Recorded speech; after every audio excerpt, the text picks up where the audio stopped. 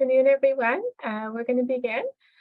So thank you for joining our colloquium today with Dr. Matthew Pierce Gardner. He's an assistant professor in the Department of Psychology. Our talk today is orbitofrontal cortex involvement in the updating of decision during economic choice. Before I pass the mic over to Dr. Gardner, I just want to ask everyone to please hold your questions. We're going to answer the questions at the end. You can enter them at any time using the Q&A feature at the bottom of your screen. So now we'll pass it over to Dr. Gardner for his talk. Okay, great. Okay, so my lab is interested in how the brain is able to build predictions of the world and then use these predictions to guide behavior. So we have several different lines of research pursuing this question in the lab. So today I'm just going to speak to you about one of these lines of research, which is our research on economic decision-making, in which we have to bring up predictions of potential outcomes in order to make a decision. So typically, many different features of potential outcome must be weighed when making a decision. This could be probability, confidence, time, effort, benefit, whether caloric or nutritive. So assuming all else being equal, let's consider a choice between an M&M and a Skittle. So depending on food preference, some people might pick the Skittle while others might pick the M&M. But if we slowly increase the number of M&Ms available in this decision, presumably everybody would switch to choosing the M&Ms, assuming that everybody actually likes chocolate. So my recent work has really focused on this question of how different dimensions of outcome information, in this case, the food type, M&Ms versus Skittle, and the amount, how these two different dimensions are integrated in order to make appropriate and rational decisions between qualitatively disparate options. So to do this, I've developed an economic decision-making task in rodents. This task is based on a non-human primate version of the task by Camillo Padua-Schioppa's lab. So on the left-hand side here, this shows an example of a rat performing this task. So we do all of this work in rats. And the rats are in an operant conditioning chamber. They have two touch screens angled towards them in the chamber that are angled towards a nose poke that is centered and out in front of these two screens. So on a given trial, the rat has to hears white noise in the operant box that tells them that they have to poke at this center port. They have to hold that nose poke for a second. And then after that second, two different stimuli come up on either screen. Here, the symbol shape tells the animal the type of the pellet that's available, or the type of food. And the number of segmentations of the symbol indicate to the animal the number of the pellets that are available. So after another 1 second nose poke hold, the animal, the white noise turns off, and the animal can make a decision by pressing either of the two touch screens. So we give the animal many different offers over the course of a single session. And these are the different stimuli that the rat might see on a given session. And now I'm going to show you the behavior that we get on a typical session. So just to orient you to this plot, on the x-axis here, these are the different offers of the different food types that an animal is given on any given session. So this is the number of pellets of food B to the number of pellets of food A. So if we go look in the lower left portion of this axis, the x-axis, these are trials in which the animal was offered 0 pellets of B and 1 pellet of A. The way that we offer 0 pellets of a given type is that we just don't turn that screen on. So the animals see these two different pellet types based on the symbol on the screen. So these are sort of like forced trials in which only one stimulus comes up on one screen. But importantly, on these trials, you can see the rat chooses B 0% of the time. Not surprising, as I just mentioned, they're forced trials. And typically on a given offer, we get 14 to 20 trials. So you can see on all 14 to 20 trials of this 0 to 1 offer, the rat's choosing B 0% of the time. Now, if we slowly move across the x-axis here, you can see the ratio of the number of pellets of food B to the number of pellets of food A increases. So by the time you're on the right side of this x-axis, they're getting many more pellets of B than, or offered many more pellets of B than A. And we can fit a sigmoid on the behavior across this choice curve. You can see the animals start choosing A on the right side of this choice curve. You can fit a sigmoid on this. And basically using that sigmoid, we figure out where the animal crosses, the sigmoid crosses the 50% line. And we refer to that line as the animal's indifference point between the two decisions. And we can use that indifference point as an estimate of the animal's preference between these two foods. So in this case, food A is the animal considers to be about equivalent to 2.6 pellets of food B. And basically, if you draw a line down from this crossing, you can see this is about 2.6. So this animal prefers A over B by about 2.6.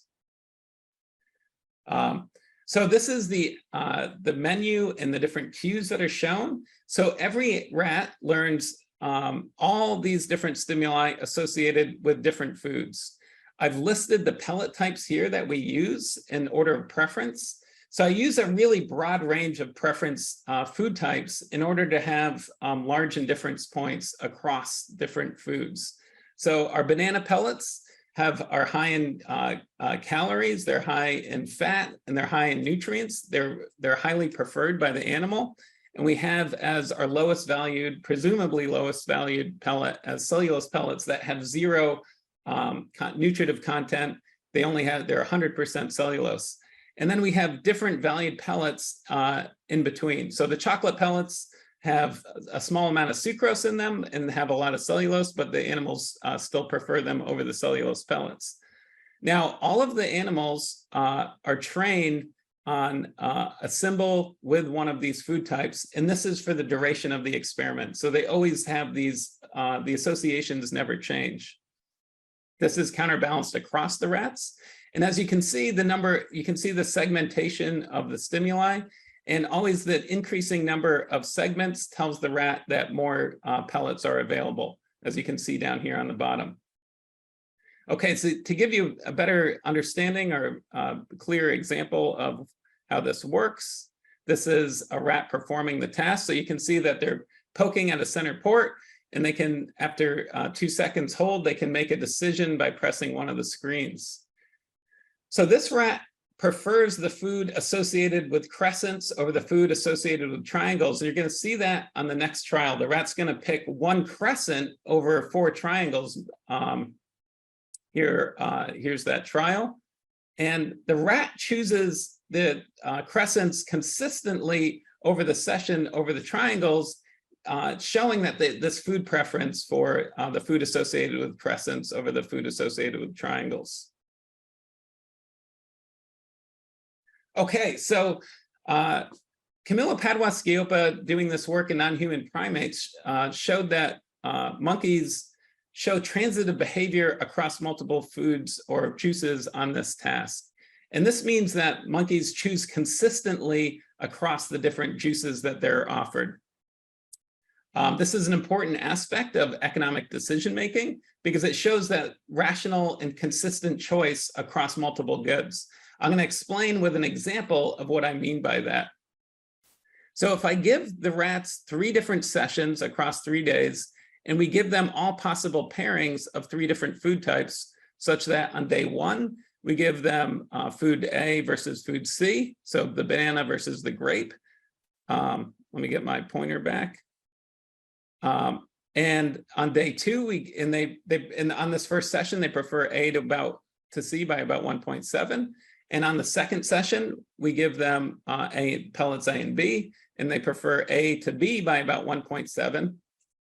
If we use this transitivity rule and the rats are choosing consistently, basically the indifference point of the most preferred to least preferred pellet should be equivalent to the product of the other 2 preferences or indifference points.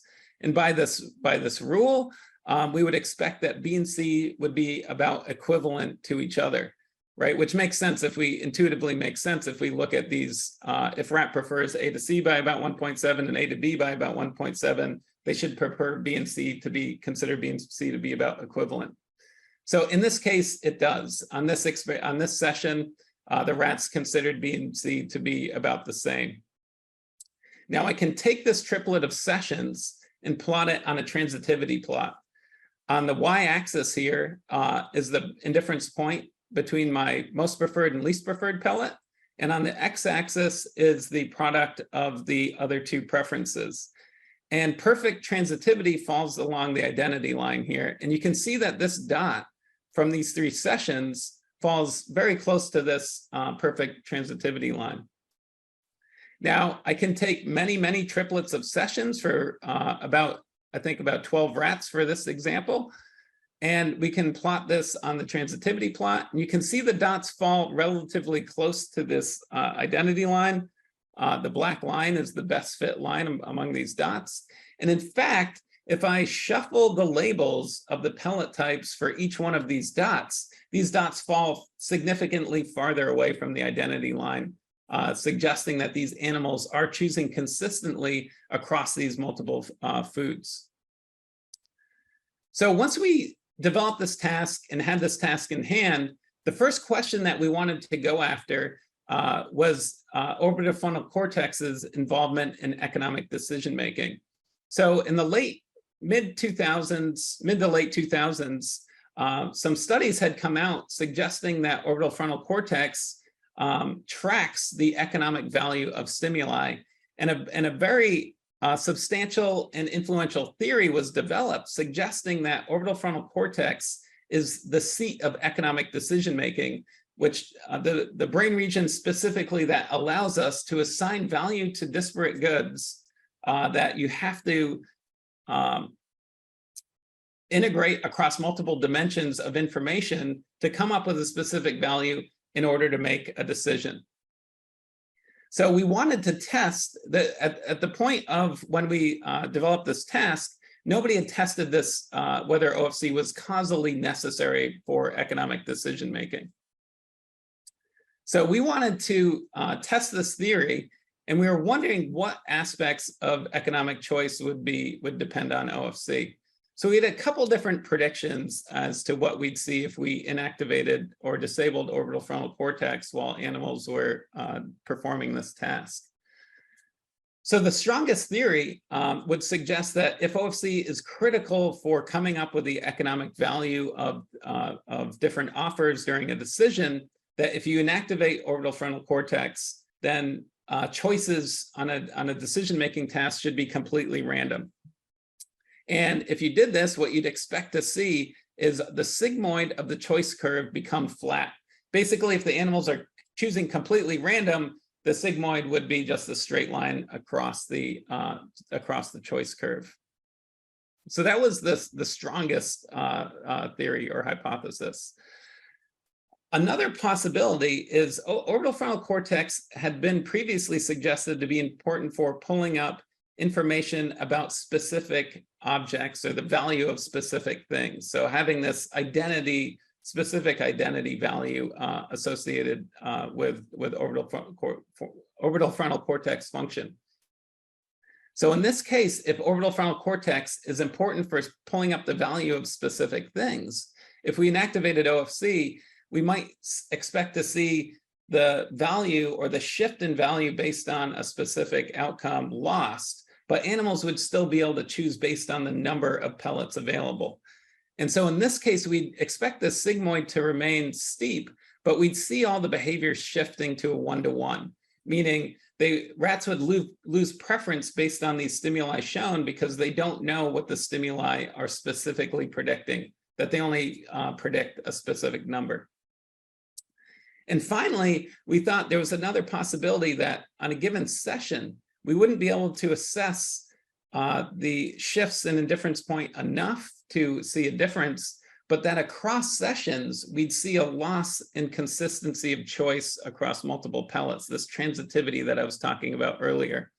So just to bring up this transitivity plot that I mentioned a couple of slides ago, if you look up the identity line, if you think of this on a single dimension, basically we would expect, based on this hypothesis, that if OFC is important for keeping consistency across multiple foods, you'd see these dots fall farther away from the identity line based on, we'd see a higher variance of the choices following from perfect transitivity.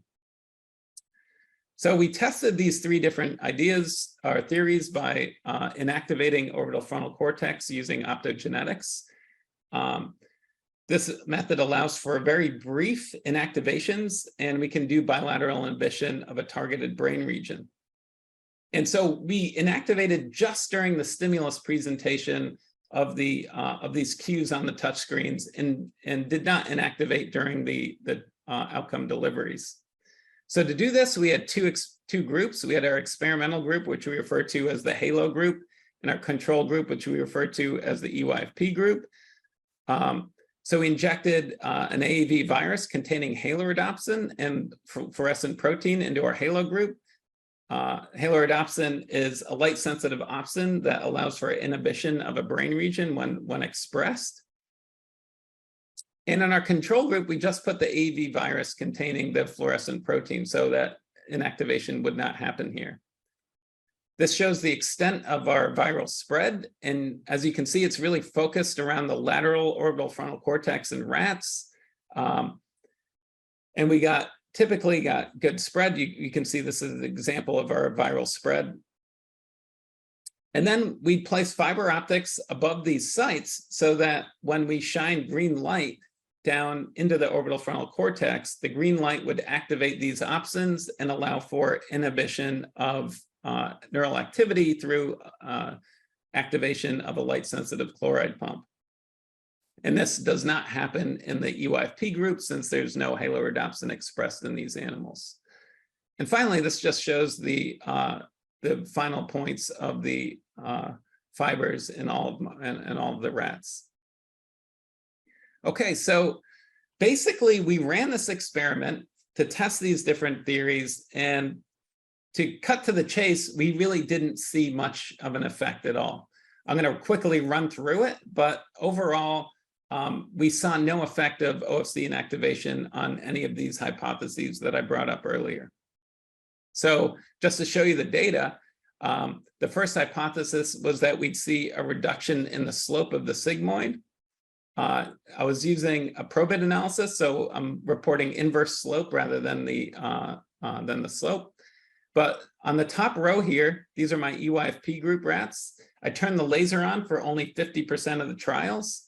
And what we can do is we can compare the slopes of the no laser trials and the laser trials across each of these histograms. And what we'd expect to see is, if we saw a flattening of the slope, is that the histogram with the laser on would shift rightward. Of course, we wouldn't expect to see this in the EYFP group, but it's good to have a control to show that turning on the laser was not affecting the behavior on the test. For those of you who don't know, who have never used optogenetics, we attach patch cables down to the animal's head, and occasionally there's a decent amount of light that comes off the attachment when we do this. So I was worried that this is a visual-based task, so it was important to have these controls to show that just the light coming off the head wouldn't impact the decisions on this visual decision-making task. We also tried to we put covers on these patch cables to reduce the light spread. So it ideally wasn't an issue anyway, but we still wanted to control for it. So we also had blocked fibers in which we attach these cables down on the animal's head, so you'd still get this light spread, but no light would go down into the brain. And we did this so that we could have within subjects controls in our HALO group. Because these are subjective decisions, we wanted to show that we wanted to have direct comparisons with each animal on each pellet type. So really, our experimental group or experimental condition is down here in the bottom right. And you can see that compared to these other three histogram sets, you don't see any significant shift of this histogram rightward across these sessions. Okay, so we also looked at tested for shifts in the indifference point. Again, we plotted this the same way, and now if we're shifting towards the 1-to-1, which was this hypothesis, if OFC can't pull up specific predictions during this task, you'd expect to see a shift in the indifference point on this choice behavior towards the 1-to-1. So we'd expect these histograms to shift centered on the 1-to-1. And down in the bottom right, this is our experimental condition. And certainly the yellow laser on trials are not shifting towards the 1-to-1, indicating that we saw no effect of OFC inactivation on the indifference point. Finally, we also looked at transitivity. And just to reorient you to these transitivity plots, the most preferred to least preferred pellet indifference point is plotted on the y-axis, and the x-axis is the product of the other two indifference points. And this is across 3 session triplets. So what I'm plotting here are laser on trials in the either green or yellow, and laser off trials in gray. The lines connecting dots indicate trials from the same session or the same triplet of sessions. So you can look at how far the behavior changed when the laser was on versus not on. But in general, across all the controls, you can see there's some variability around the identity line. But for the most part, the line stayed short, the dots stayed relatively close to the identity line. And in fact, when we were putatively inactivating orbital frontal cortex, the dots remained very close to the identity line, and we didn't see any elongated lines connecting these dots. So there wasn't any kind of change in the choice or the preferences across pellets, across days. So at this point, we were a little bit concerned that we were actually not even inactivating OFC in these animals. We'd used this procedure before with halorhodopsin to inactivate OFC, and we'd had success, but we were concerned that maybe specifically in these sets of animals that we were having a problem with inactivation. Maybe there wasn't viral expression or some other problem. So we took these same animals after this experiment was over, and we ran them through a Pavlovian task in which we devalued the outcome and tested whether animals could show updated behavior following devaluation. This is a very common test that has been shown to be OFC dependent in humans, non-human primates, and rodents. It's a very robust effect. And when we ran these animals through that task, we saw significant effects on the Pavlovian task with devaluation, suggesting that we were in fact inactivating OFC, at least enough to have robust effects on devaluation. I'm not going to show you that devaluation data, since we've now performed devaluation directly on the choice task itself, basically to see whether devaluation is dependent on orbital frontal cortex on economic decision making. So another reason that we wanted to test whether economic choice in these animals is sensitive to devaluation is we wanted to also be sure that this task is a goal-directed task. We train these rats for a long period of time, and in some cases with extended training, animals can develop habits. And we were worried that animals, well, we were semi-worried that animals had developed habits on this task. We thought it was extremely unlikely, but because this task did not appear to be OFC dependent, we wanted to double check and make sure.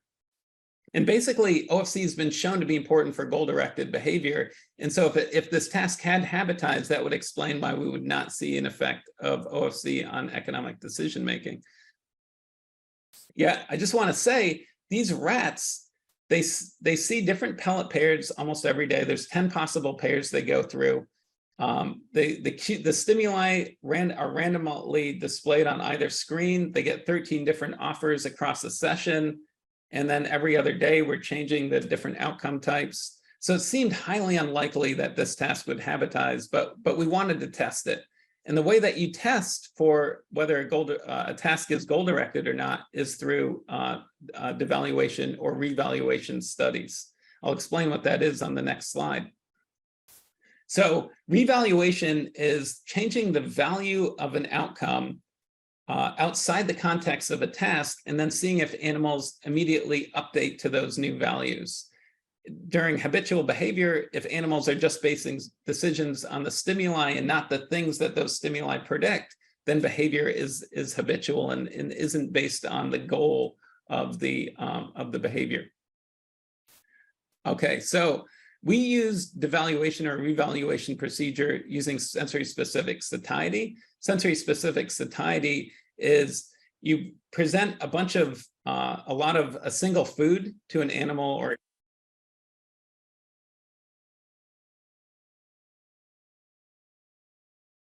Matthew, it seems we lost your voice.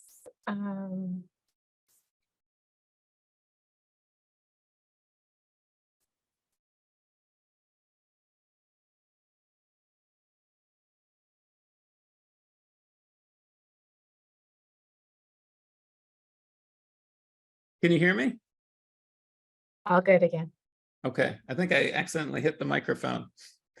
Okay, so we tested revaluation using sensory-specific satiety. I'm not sure how far back to go here. But sensory-specific satiety is an effect observed in humans and other animals in which you pre-feed a single food to satiety, and subjects will no longer be interested in that food. But you give them options to eat something else, and subjects will consume other types of food, just will be sated on that one food type. So to use sensory-specific satiety on the touchscreen task, we did this by acquiring a baseline preference on day one. So animals, as I mentioned before, they experience 5 different stimuli during these testing, and we do all possible pairs of these 5 stimuli. So they might not see a specific food pair for about a week. So we put the animals back on a food pair that they haven't experienced in a while, and we get a baseline preference or difference point on that first day. This is without satiety. Then on day 2, we pre-feed one of these foods to the animal. We give them 20 grams, 2 rats. This is a substantial amount of food, and they have access to this 20 grams of food for an hour. They typically eat between 10 and 20 grams, and they're typically, in all cases, they're no longer consuming that food by the time we start the decision-making task session following that pre-feeding. Then on day 2, we acquire a new indifference point following that baseline preference, or following that pre-feeding of the one food. And then we can look at how the indifference point on the second day compares back to the first day's indifference point. Presumably it should shift, and based on previous data on sensory-specific satiety, presumably if we're pre-feeding bacon on day 2, after we pre-feed the bacon, the animals should choose more grape than bacon. They should shift their indifference point towards grape. Okay, so here are 3 examples of behavior on this task. So day 1 indifference point is shown in here on the in black. So if we look at this plot on the left-hand side, this is a session.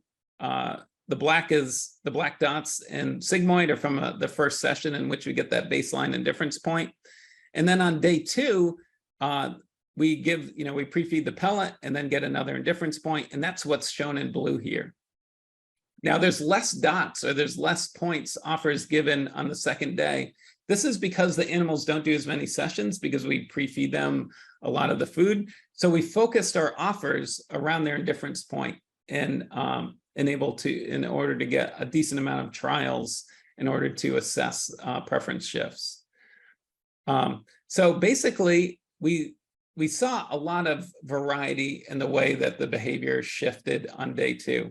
So we found sessions in which behavior shifted towards the pre-fed pellet. In this case, that's what's shown here on the left. We see a shift towards pre-fed pellet B. We had sessions in which we saw no change in the indifference point. And finally, we saw sessions in which animals did shift away from choosing the pre-fed pellet. This would be consistent with devaluation, as I mentioned before. So when we first saw these results, we thought, well, maybe these animals are not adjusting their behavior following devaluation. And this would be surprising because it didn't seem like this task could habitize, but perhaps it does. Maybe these animals weren't as influenced by the goal. But we decided to look at how these preferences shifted. We were getting preference shifts. They just weren't consistent with devaluation in all sessions. So we decided to look at how these shifts occurred in response to their baseline preference. So you can see in this right plot here, they have, these rats had, this session, the rat had a preference for pellet A. In this session, the rats had a preference for pellet B. This session, there was really no preference between the two options. Okay, so now I'm gonna plot the shifts in preference on the y-axis relative to their day one indifference point.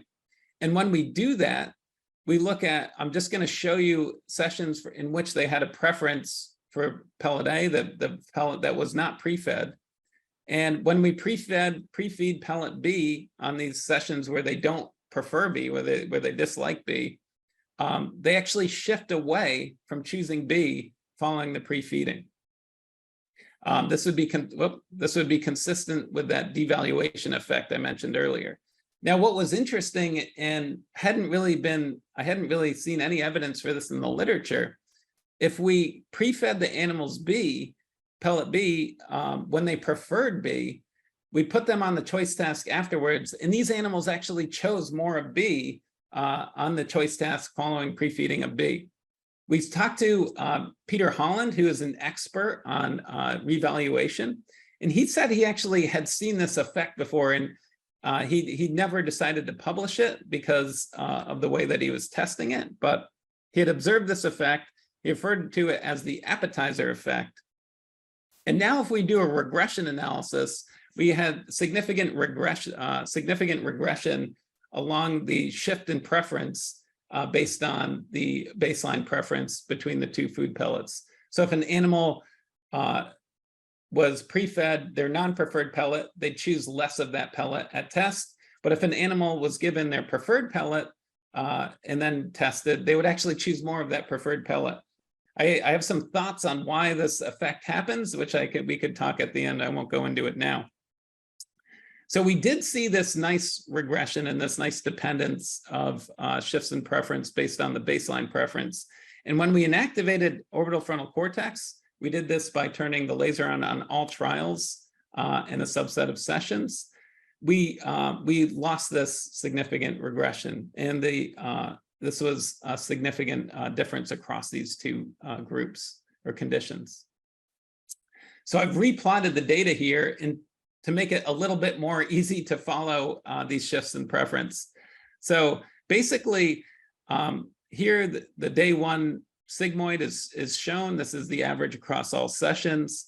It's realigned to just the indifference point. And now you can see when we pre-feed the less preferred pellet, the animals shift substantially away from that pellet at test. It's about a 40% change in value, which on these plots, maybe it doesn't look like a lot, but the range of these plots is about 1,600%. We're going from a change in 1/8 to a change in 8 times the preference. So we're actually seeing a pretty decent shift in the preference.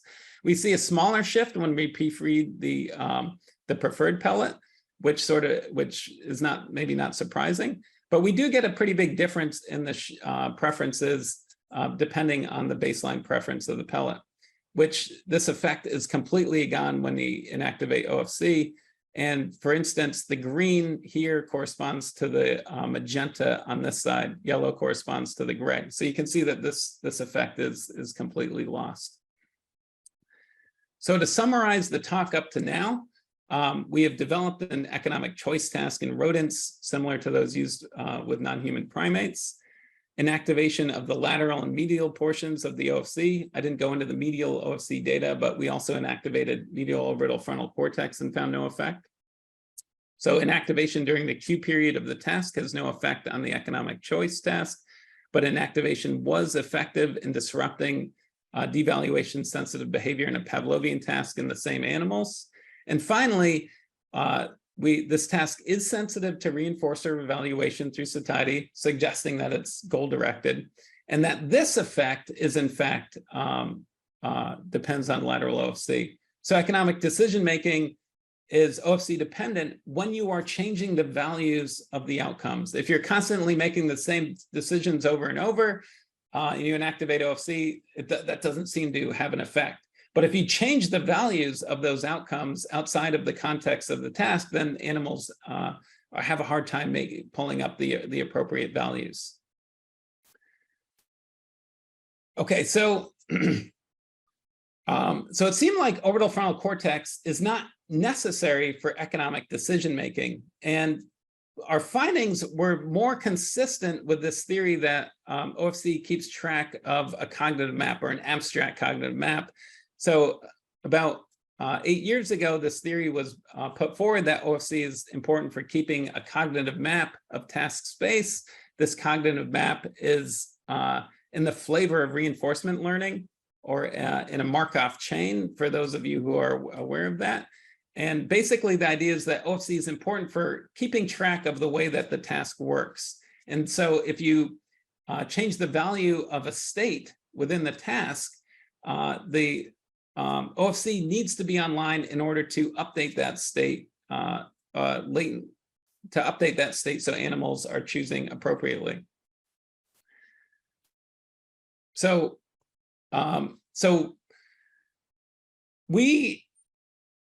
the theory at this point of OFC as a cognitive map of task space had suggested that OFC is pulling up this map data in order to make choices. And this didn't seem quite right to us, because if you are pulling up those values, it seems more that OFC is not using the values of the cognitive map, but instead changing those values, updating those values. So we thought instead that maybe OFC is necessary for incorporating new information into decisions, or changing and updating these potentially these cognitive maps. Okay, so to give a discrete example of what I mean by this, imagine you're driving down the highway and you hear on the radio that there's an M&M's recall, and it's Halloween, or it's the night before Halloween, and you need to go and buy candy for Halloween, and you show up to the store. You're presented with a bunch of different candy. You have to take that information of the M&M recall, put it together with your decisions about what candy you're going to get for Halloween, and update those values of those different offers in order to make a rational decision and not buy these M&Ms that potentially were recalled. So I've been presenting this idea as similar to the way that maps were updated over time. So early on, maps of the world were crude, although they could still be used in a crude way in order to make relatively okay decisions, right? So if you were in Europe and you were going to go to South Africa, you had a decent sense of how far South Africa was. It wasn't perfect. It could be more refined, but you could still use that map to grossly navigate. What we're suggesting is that you might have this gross map, and over time this map is improved, and that OFC is critical for updating this map. We think this map might be distributed throughout the brain in different brain regions, and that OFC is helping to refine this map over time as more information is acquired to adjust this map. We recently wrote a review with this idea as orbital frontal cortex being important for learning and updating this information. This is consistent with new data that has come out from several different labs showing that OFC might be more important for learning than for use of models. So it's consistent. This theory is consistent with a lot of more research that's come out recently. So we wanted to test this idea using our economic decision-making task. And you can think of the good space that the rats are basing their decisions on. You can imagine that animals have representations of these different foods in order to determine their relative preference between those different food types. So these are all the different foods that the animals are given in the initial experiment. As I mentioned before, in the first experiment, we train these animals so that they've experienced these decisions many times before we inactivate OFC, and that's when we don't see an effect.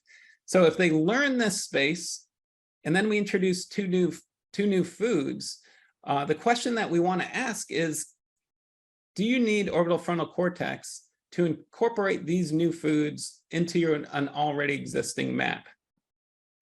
So the way that we wanted to do this was train the animals on the normal task with the foods pellets that I showed you before, then introduce two new foods, which we train against each other. And then the first time the animals are deciding between these new foods and the old well-established decisions that they'd seen previously, is OFC important for making these decisions? Okay, so to do this, we trained the animals on two new Q outcome pairs. In this case, we used peanut butter flavored highly valued pellets and raspberry pellets that were of medium value. And generally, animals have different subjective preferences for all these pellets. So in general, this was the preference. And we introduced the two new stimuli with those foods. And we trained those stimuli against each other across 6 days. Now, what I'm showing you here is a plot where the indifference point is on the x-axis and the slope is on the y-axis. Day 1 is shown in this black dot, and day 6 of new learning is shown in light blue. And basically what you can see is the slope is relatively flat at the beginning. And when I say flat, it's not flat. It's steep, but it's not super steep. But over time, the rats, and they don't have a preference for either stimulus. But over the 6 days of training, you can see a preference develops for the peanut butter pellets over the raspberry pellets on average, and that the animal's slope eventually stabilizes and gets sharper by day 6. It sort of stabilizes on day 5 and day 6 with a strong preference for the peanut butter over raspberry. So once the animals had learned these two new Q pairs, we wanted to inactivate OFC the first time that they were choosing between those foods in this old food set. So on day 1, we would turn on the laser on all trials of a new pair, and then on or off, we had control, we're not turning the laser on. And on day 2, we would leave the laser off and look at how quickly the day 1 indifference point and slope would approach the day 2 indifference point and slope. Now, all of our rats in this experiment had halorhodopsin, and so we were using within subject controls for this experiment. Okay, so this shows that same plot that I showed before, where the indifference point is on the x-axis and the slope is on the y-axis. And now I'm plotting the behavior across this first day of training. And this is for well-experienced pairs. We're breaking up the behavior into 44 trial bins. So the first 44 trials are in light yellow. The last 44 trials are in dark black. And you can see in well-experienced pairs, the rats have a very steady indifference point across the session, and they don't really change their slope. I've broken that out over blocks of 44 trials on the out here, so you can see slope remains mainly flat across the session, and as well as the indifference point. And this is the average across well-experienced pairs. Now, if we take these novel experienced pairs in our control condition where we're not turning the laser on in these animals, you can see the rats it takes a little bit of time for them to reach stable behavior. So the first 44 trials is not the same as the last 44 trials, but you can see on these other two plots that by about 88 or about 120 trials in, they're 130 trials in, they're beginning to approach the slope and indifference point, and it remains relatively stable the rest of the session. Now, what's interesting, when we inactivated lateral orbital frontal cortex on these novel experience pairs, we saw a big disruption in this ability to approach stable behavior, right? On the first 44 trials, they really had flatter slopes, and their indifference point was way far away from where they would eventually get by the end of the session or on their day 2 behavior, indicating that lateral OFC inactivation was disrupting this ability to appropriately pull in these values on these novel pairs. We also inactivated medial orbital frontal cortex on this task, and basically when we did medial orbital frontal cortex, it looked very similar to the control novel experience pairs rather than the lateral OFC inactivations. Now, just to be sure that this effect was just during the novel pairs, we took these pairs that they had been trained on, or that these novel pair sessions. We gave the animals a little bit more of experience, 2 sessions more of experience on these pairs without an activation. And then we tested the animals again. And with just some mild experience on the pairs, we no longer saw this effect when we inactivated OFC. Basically, their behavior in the mild experience pairs control and the inactivation group were about the same, and they were very similar to the novel offer experience pairs, or even more, potentially even more similar to the well-experienced pairs. So our current data supports this idea that orbital frontal cortex is important for updating new information into a good space in order to better make decisions based on these different outcomes. If we think of this in terms of a cognitive map, the animals are able to adjust these representations of these different foods and appropriately adjust them when OFC is online and they're making decisions as they're going. So we have a couple different future directions. So one question I have that we're going to try to pursue in the lab here at Concordia is whether OFC activity is different when it's required for behavior than when it is not. Meaning, it's possible that OFC is not doing anything differently when it is required for behavior. It could be that just downstream areas from orbital frontal cortex are either listening to OFC or not listening to OFC, and it's more of about routing information issue than whether OFC is actually changing its activity on these novel offered trials. I'm also looking at whether these processes are disrupted in addiction, and more specifically, we're looking at whether animals that have self-administered cocaine previously have a harder time on these novel offer pairs, similar to OFC disrupted rats. This would be consistent with some prior literature showing in humans that OFC's importance in addiction. And finally, we're curious whether OFC is involved in learning these multidimensional spaces. So if we think of foods as a multidimensional feature space, and in the example of this economic choice task, you can think of food type and the amount of food as 2 different features of a decision. Well, there's a lot of other features that go into decisions about foods as well.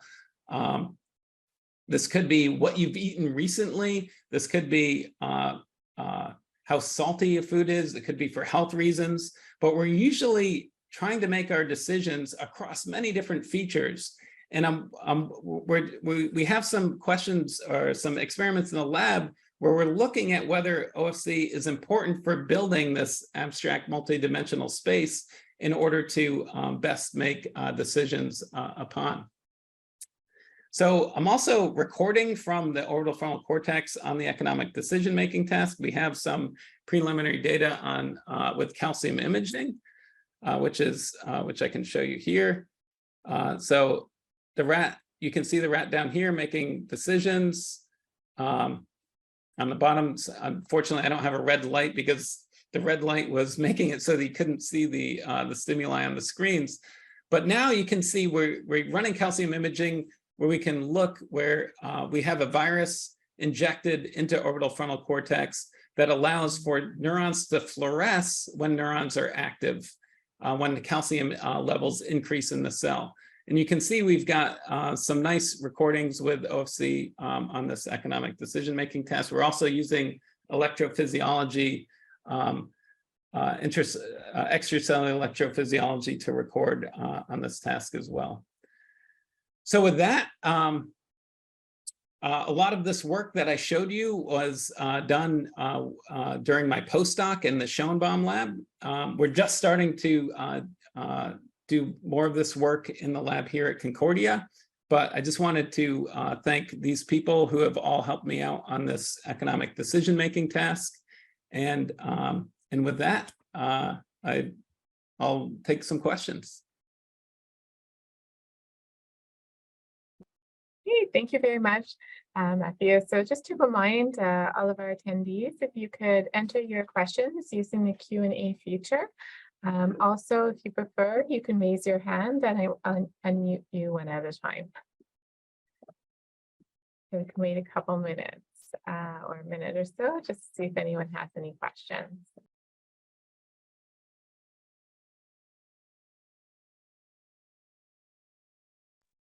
I guess the talk was very clear. We don't seem to have any questions. Oh, wait, we have one question. So Christopher Steele, I've unmuted you. If you want to go ask. Can you hear me?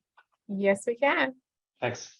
Thanks, Matt. That's great. Yeah, I have thanks. a small question about timing.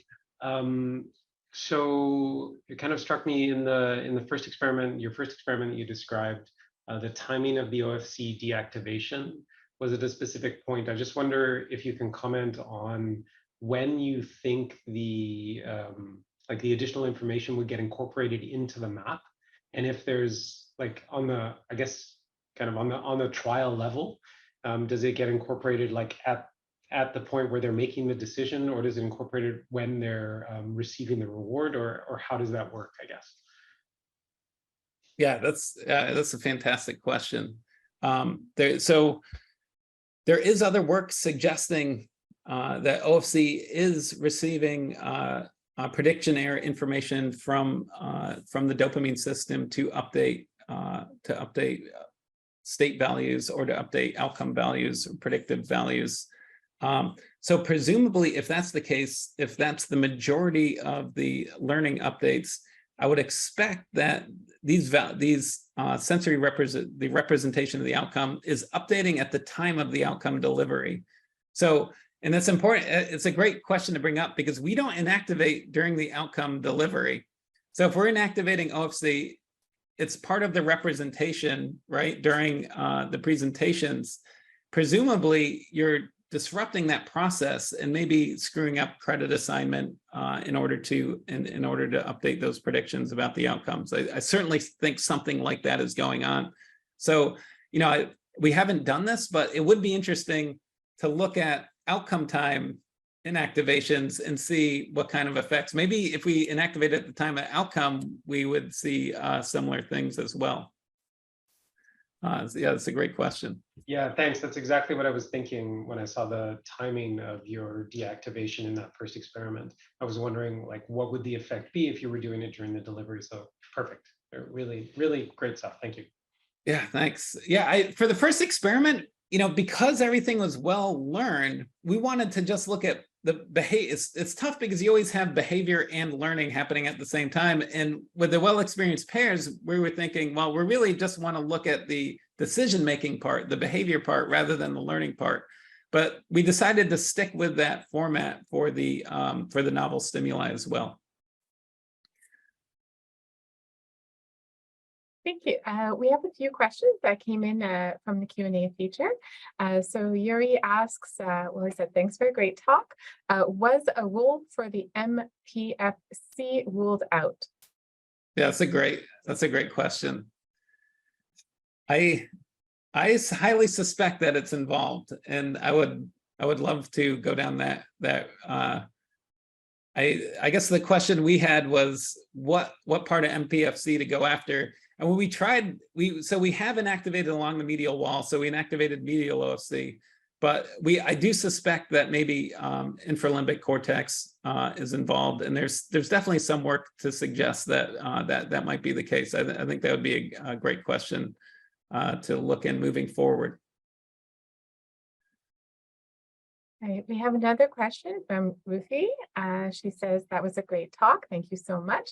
I was wondering if OFC dysregulation is associated with all addictions or just substance addictions, and why cocaine self-administration was chosen over another substance. Yeah, that's a good question. So I should be more familiar with the work on OFC and addiction. I believe the studies that I was referencing are specifically with cocaine. As for why we use cocaine in our experiments, so there's some work in rodents previously that's shown that that self-administration of cocaine, not only does it disrupt OFC activity on tasks, even where animals are not changing their behavior, but you see differences in OFC if they've just had self-administration of cocaine experience a month prior to doing the experiments. You see substantial changes in OFC activity.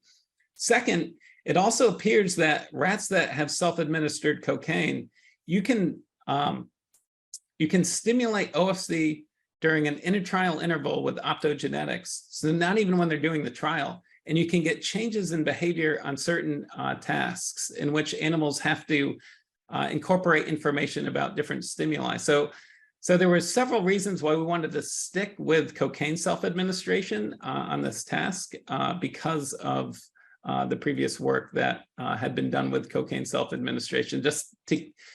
We know it works. We wanted to keep with that strain of research. So it seems we have no more questions. We can wait just a few more seconds if anyone has a follow-up. And we do have a follow-up. Is there any way that age differences in decision-making could be studied on the role of OFC activity and how the map updates with age? Yeah, that's a great question. Certainly my rats are old when they do this task. It takes them a while, right? It takes several months to train them up. And we actually, some of the animals that we've run were during COVID and we had delays in running the experiments.